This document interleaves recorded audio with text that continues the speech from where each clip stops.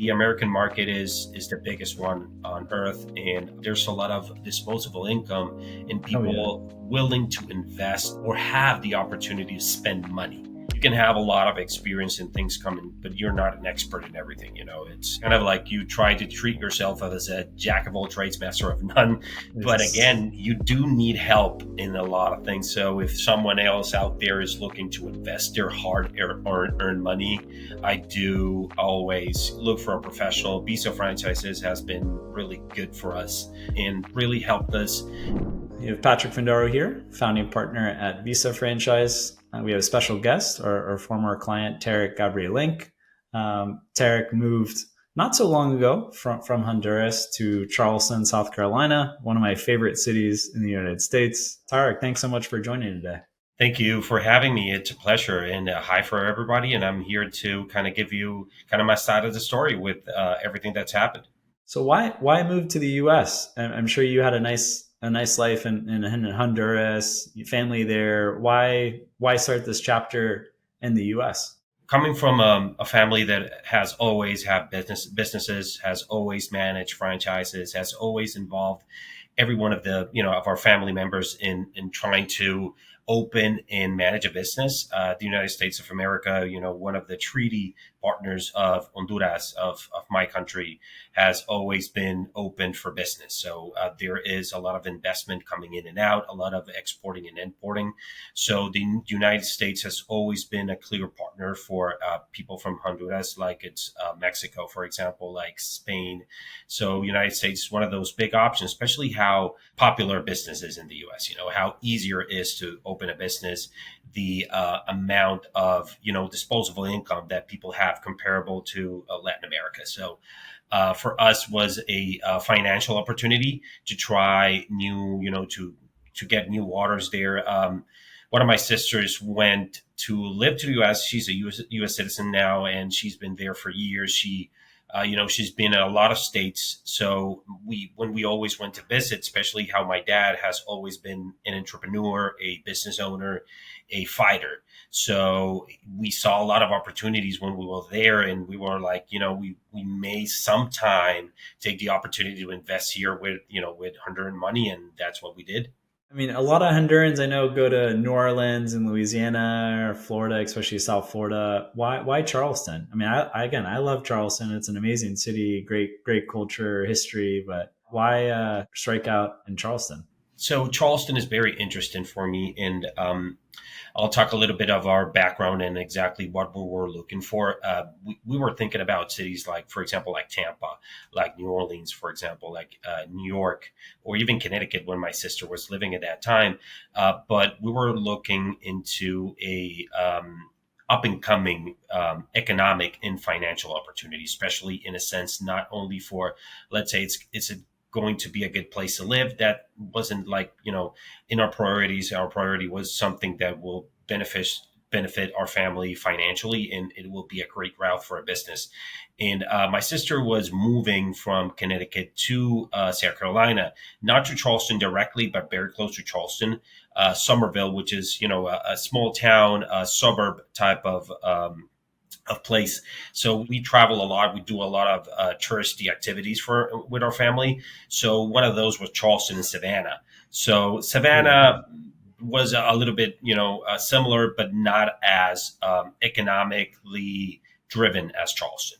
So when we saw the influx of people that were coming to Charleston, a lot of national money coming from, New York, from California, from other people that are extremely expensive, and people bringing their money there, and they're still having their upstate income, and also international investors, especially in the real estate market. A lot of people investing into getting Charleston to one of the best tourist areas in the U.S. nationally, to an international economic hub. So you can see that things are tough right now in every place in the world. But you kind of seem a little bit smoother on Charleston because people are flooding in and investing in Charleston. Charleston has changed. The first time I met Charleston, obviously, I went there as a tourist years ago. It changed astronomically from the first time I've went to Charleston to kind of get information for the investment itself. to right now. So it's You constantly have like changing. new towns and suburbs like popping up Exactly. everywhere, right? And yeah, exactly. And it's not only Charleston itself, like the downtown, like the The greater area. metro area. It's also like, for example, Somerville, Goose Creek, places close to those, like, for example, Latson, that a lot of, like, for example, there's Mercedes-Benz vans there.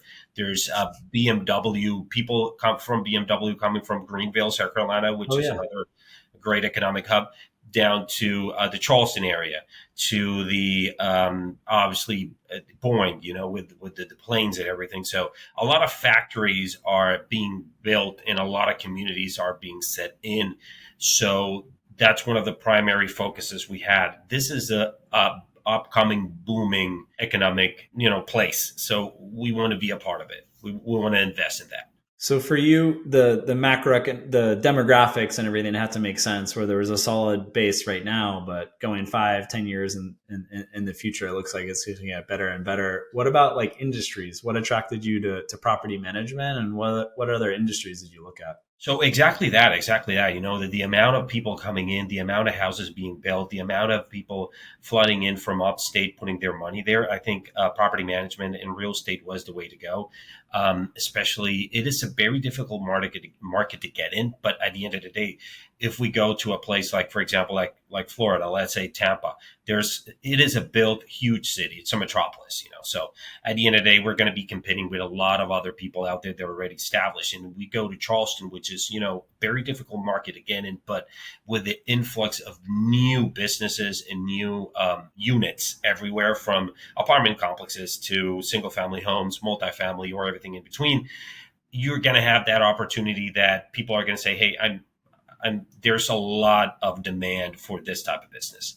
So it's getting better. Like every year is just, we're growing. It is a fight. It is a fight. Obviously, every business, every new business, but it's getting to a point that we're feeling comfortable and confident and growing exponentially.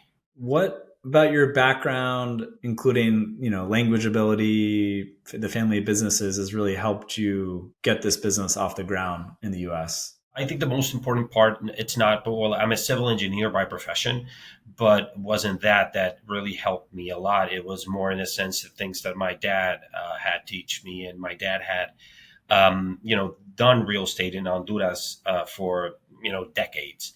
And apart from that, that's what was a valuable thing to understand, and to having that at least a foot out of the water, with experience in real estate. More than that was the entrepreneurship and the hardship that we, building up a business, building up a franchise in the past, because we had a franchise for more than 15 to 16 years in Honduras, and having that knowledge in how to, what to expect, how hard it is, what do you need to overcome the difficult issues that come with businesses, because my dad and I, and also my sisters, and also my mom have, we have, everyone in the family understands how, impactful it is to overcome issues in a business, especially because a lot of people have big expectations in terms of businesses, and they have numbers, projections, and everything in between.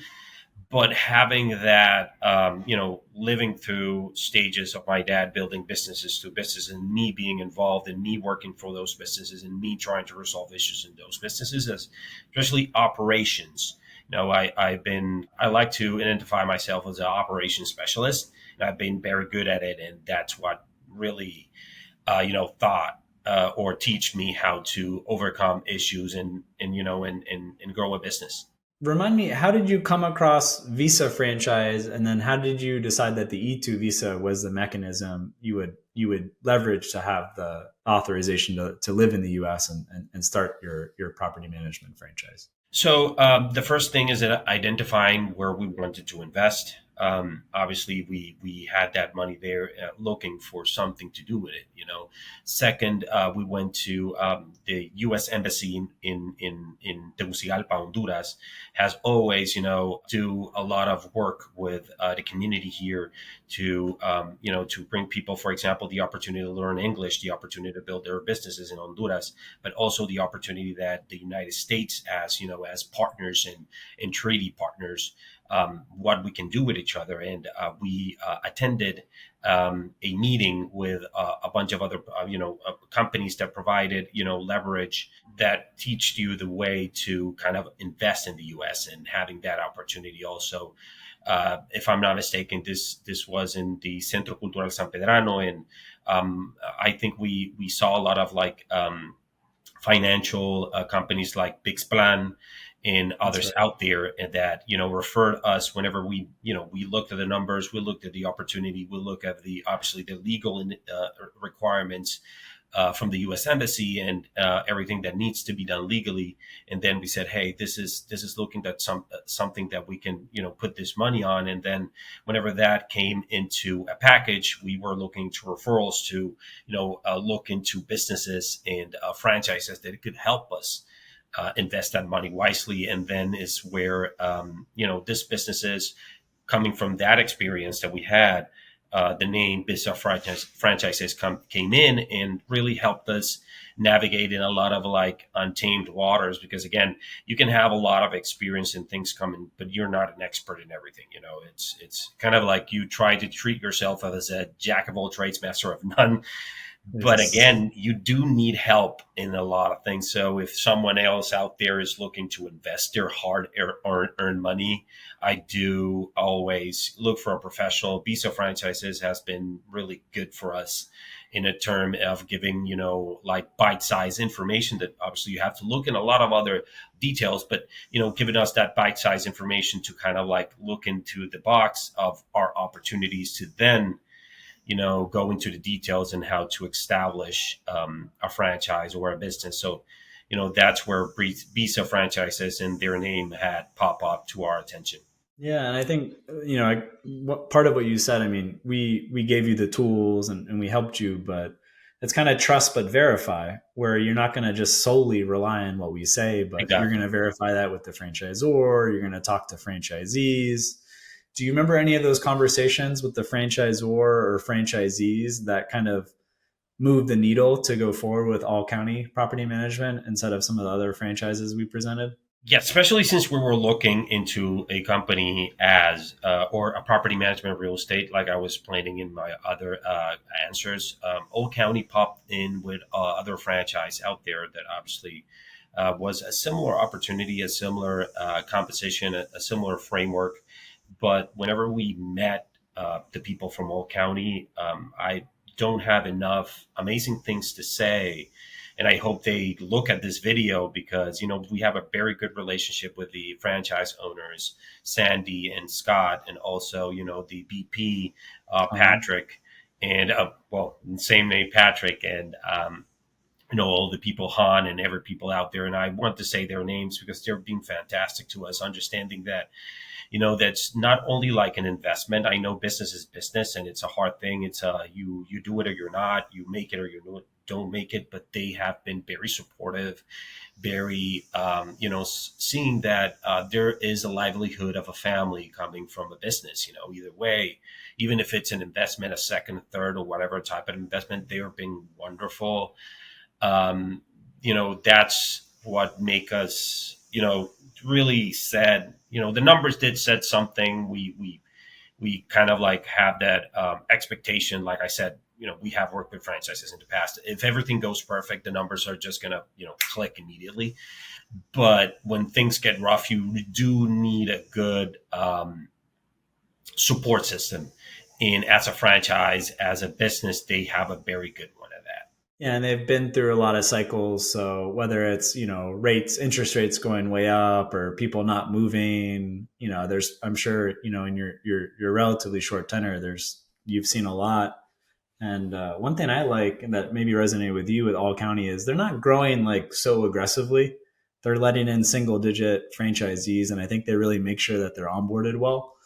Where there's a couple of brands out there that are bringing too many franchisees on, and they don't have the systems and the personnel to ensure that they're going to succeed and that they're going to truly benefit from the franchise operation. Yeah, and this is a little bit personal, but again, my dad had that decade where he wanted to grow super exponentially, and it was a mistake at the end of the day, not because there wasn't the opportunity, but because the the economy of a place like Honduras and some of places in Latin America is very volatile. So obviously you risk it, and sometimes you make it, but sometimes not.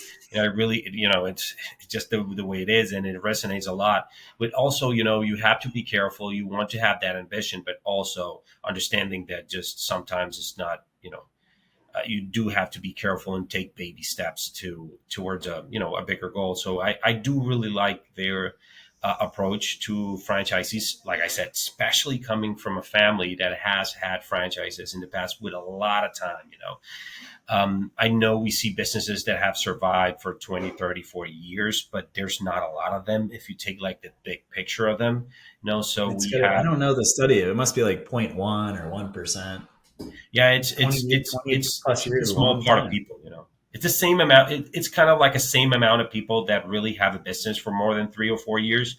It is very difficult to run a business, to maintain a business, and also it's very difficult to hold the franchises. Hold a franchise license. We have hold franchise license for over, like I said, 15, 16, 19 years in a way. But my dad has always been involved in business. So having that support system has been the best that we have experienced. So I really wish them a lot of success to the Old County franchise. And Tarek, how was your E-2 visa process? Was it relatively smooth in terms of obtaining the investing, then obtaining the visa, and then moving over to Charleston? So whenever I got to Charleston, we got the process to the E2 status. So whenever I had the opportunity, we looked in with the That's right. immigration. You adjusted status. You came on a B1, B2, and then you adjusted status within the United Yeah, that, States. that was the best decision at the time. Right now, I'm looking through. Well, in that case, will be a new E2 visa because obviously I didn't have a visa itself. I have an E2 status, but it was very straightforward. The business is going good. The investment was not marginal. It was a good amount of investment. We have poured heart and soul and money into it, and the business is just growing. We have invested a lot in in the Charleston market, into the U.S. economy, as well as obviously a small business owner. But again, the small business owners are the backbone of a society, of a country. It kind of what builds the wealth for a lot of people. Not everybody has to be a mogul, in a sense. But yeah, it's been straightforward. So right now, I'm looking to possibly getting a 5-year one. That's up to obviously the officials down at the embassy. But working with our immigration lawyer, everything seems to be going well. We have every documentation and everything that we need to get that. Whenever the first E2 status was obtained, it was a very smooth transition. It was very good. We landed running, and everything went well. It wasn't that complicated. Especially, again, we worked with lawyers that had that connection, that referral connection, from the business plan and financier type of company from Bix Plan to working with visa franchises. So everyone in our group was very connected, from the immigration And it worked lawyers together before. You to. weren't like the guinea pig. Yeah. Like we've worked with Biggs and that immigration attorney in the past Exactly. for That's one of the decades. things I always tell people out there if they're seeing my video, because I've done these videos in the past, and it's something that I feel happy with, because I can share my experience with people that really want to invest their money out there, and always try to give them a little bit of my 2 cents.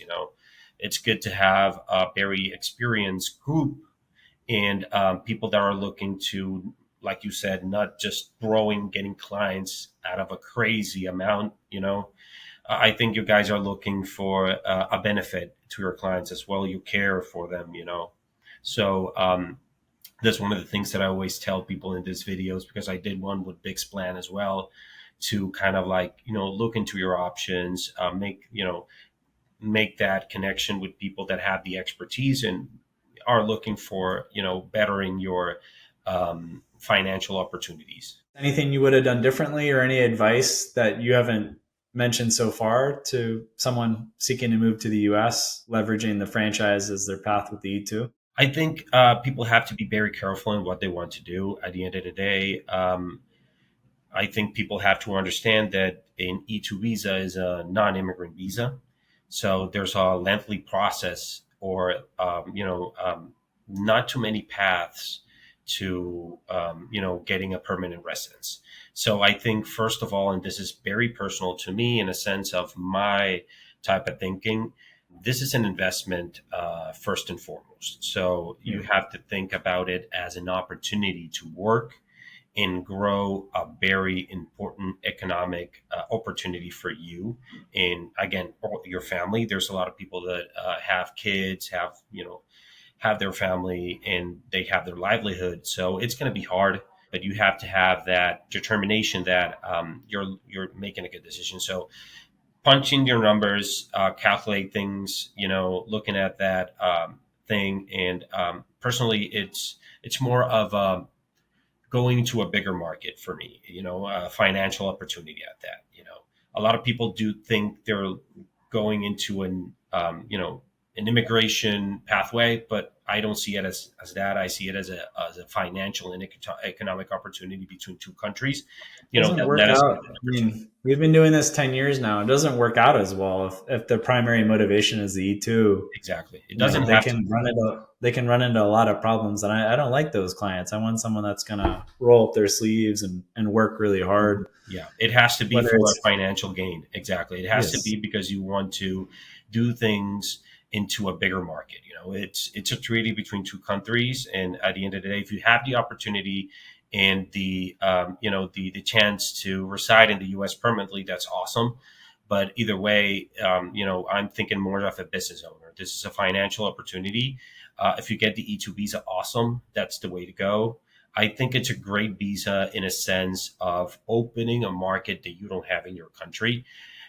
Even with everything that's going better, I'll say, in some sort of way, a lot of influx of opportunities and investments coming to Honduras, or maybe your country, that being Colombia, Bolivia, Peru, or any other country that shares the E-2 visa treaty. I think it's the American market is the biggest one on earth, and there's a lot of disposable income and oh yeah, people willing to invest and willing to, or have the opportunity to spend money, you know in comparing with Honduras and other countries out there. So I think it's a good opportunity that was defined by the US and the other countries, and it's just opening a door to a bigger economic market. I'm saying that a lot, economic development market, or opportunity, but I think that's what it is. It's really different because like I said, we open business a lot in Honduras, and there's big business people here growing each day, but for the layman, for the small business owner, sometimes they do need a bigger, um, you know, s- people with a lot of bigger disposable income to run a business a little bit smoother. Real estate. yeah. I mean, you can kind of tap out, especially if you're like doing some niche product or service in Honduras. It's like, okay, you've hit your peak, and then now do you go to El Salvador? Do you go to another country in Central America, or do you go to the A League and just go in the Go U.S. directly to the U.S. and Go start go, working go there? with the big market. At the end of the day, anything could happen in politics or anything involving anything. U.S. has always U.S. and Honduras, both of them, the U.S. citizens and the Honduras citizen had always treat themselves very well, and they like to invest in either opportunity. You can go, like for example, you mentioned South Florida, you mentioned New Orleans, you mentioned, or I mentioned New York and California. Go through there, and even with the Mexican market, you see a lot of like Mexicans owning businesses, Hondurans owning businesses, or even U.S. citizen owning businesses in Honduras. In Roatan, in Utila. So Oh it's, yeah, it's just another market Honduras, to kind of invest and work with each other. And I think that's the opportunity we were looking for. Especially Honduras it's a very difficult market to invest. It's sometimes a little bit, even if from our perspective in that moment in time, it was especially coming out of COVID. It was a very risky move to reinvest money in Honduras, because again, if you have more money, you're going to be able, so to say, it's not going to be economics 101. But if you have a little more disposable income, you may have a higher percentage of recuperating your situation in like a place where the U.S. when you win more money than Honduras. So things after COVID in Honduras were very, very slow, while in the U.S. and other places out there in the world that have a lot of more money it was difficult, but was faster. So we had to make that decision. Do I have this pile of money right here and I want to invest it? Do I want a weaker market, or do I have the opportunity to go to a big market? And I think that's that's the opportunity that the E-2 treaty investor visa gives you. We had one former Honduran client that was just telling me about like the debt. It's like really difficult to get credit and financing, where the US, there's a lot of different financing options, as well as, I said 20, 40 years, not many businesses are still open. That doesn't mean they all close. A lot of them had very successful exits. So people are selling for businesses 5 times earnings, sometimes 5 times, 10 times revenue for, tech companies, or even in real estate property management, a multiple of revenue, where in Honduras, there's not that same market of potential buyers. You could probably count it, you probably are one relationship off, where in the US, there's financial buyers, private equity funds, fellow franchisees. So there's a lot more optionality. That is a great point, Patrick. And it is really amazing you bring that up, because again, the amount of networking you're getting from the US is just astronomical. Again, we're Honduras, which is my country, the country that I love. It's in my heart. Again, it's only 9 million people out there that we're battling. Hondurans are very resilient. They're fantastic. They're, fighters. But at the end of the day, we're dealing with, I think the U.S. maybe 400 million people. So, the amount of, and I may be wrong in that number, but again, I think it's like 330, 350, but it's not, it's astronomical. It's kind of a rounding error when you compare it to 9 mil. Exactly. So again, we're dealing with huge banks that have investment and economic opportunities everywhere in the world.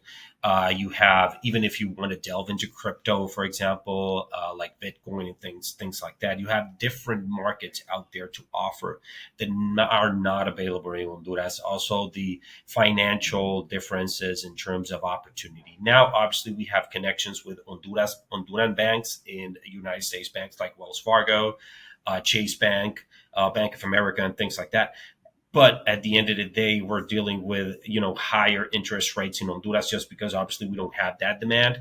And even whenever I hear a client, for example, in the US, and they're telling me, oh my God, I got this bank loan, fiduciary mortgage, whatever they want to talk about with me, I hear them. And they want to hear my opinion on it, just like, as a personal advisor, I like to have a very good conversation and a good business relationship with clients. And whenever they tell me their interest percentage, in my head, I'm like, imagine if we had those opportunities in Honduras. Oh, yeah. Is the case. Sometimes it's double. Like they get 7% in Honduras, you're getting 13 or 14. So, it's something that doesn't happen, so that's a big door is opening for you with this process. Well, Tarek, thanks so much for joining. I wish the best of luck for you and in your continued adventure in Charleston, and appreciate you being a client and joining us for this conversation. I appreciate the opportunity, Patrick, and the more people that can hear just my story and get some notes out there to help them in their financial ventures if they want to go to the States. And, it's just one of the things that I want to do, and I really enjoy this type of conversation. So thank you for inviting me. I hope you have a wonderful day. Thanks, Tarek.